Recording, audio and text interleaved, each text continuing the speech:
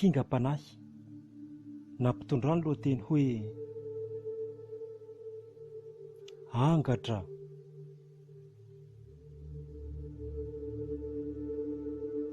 Ireo lolo avelo sy ny angatra, izy ireo efa iarahana mahafantatra. Misy izay mamono ary koa mampatahotra, ary tsy vitan'izany fotsiny fa tonga amin'ilay hoe manangatra. Ny toerana rehetra dia misy azy, indrindra any am-pasana no fiatombohan'izany. Aza hadiny koa eny amin'ny toerana mangina ary amin'ny andro mitatao vovonana sy amin'ny alina. Rehefa iseho izy dia tena avo tokoa sy manaitra. Ka na inona ny fanafody araradraraka amin'izany tsy mba mandaitra, nefa izy koa tsy hisehoseho fahatany, raha tsy hoe misy antony daholo matoa misy an'izany.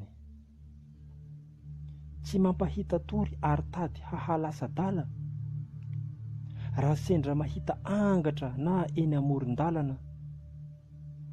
Ka ho an'izay mora taitaitra sy mivoraboraka no tena mijaly sy anisany mangovotra.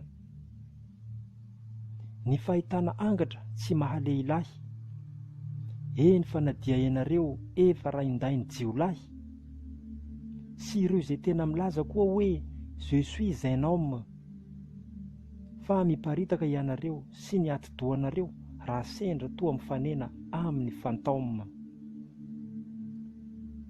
Ny angatra afaka manao endrika maro samy hafa, misy ny tsara indrindra nefa ao koa ny hafahafa.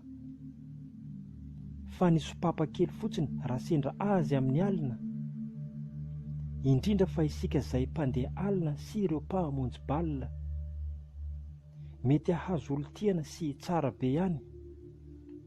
Tonga dia toero sy alao raha mahatsapa fa mangatsiaka ireo tavany. Izy ity misy karazany maro, sady misy ny masiaka, nefa ao koa ireo sarom-piaro. Fa izareo samy izareo no mahalala kaiky an'izay, koa aoka mba tsy hifiaka, satria efa resaka fanahy anankoatra le raha. Misy mifandona tsy tamaso izy ireo noho ny tsy fifankazahoana. Na inona moa ny ady an'izy ireo any tsy mba hitandraha, fa misy amin'izy ireo sorisory avy any, angamba no sendra ity ambony tany ireny, ka indraindray toa hoe nofy nefa mba tsaroana. Ny zazakely mena vava tsy azo entina amin'ny alina, fa dia tena misy angatra manaraka, aoka tsara ho fantarina. Ireo mpisotro toaka izay mamofona, aza mandehandeha amin'ny maizina, fa mety hahita karazana angano, indrindra raha sendra mandalo amin'ny toerana misy fasana. Ho antsika mpiarabelona, fadio ny mitondra hena manta.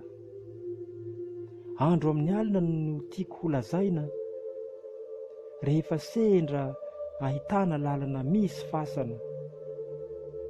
Fa raha tsy izany vao maika ho tena ho arahanangatra.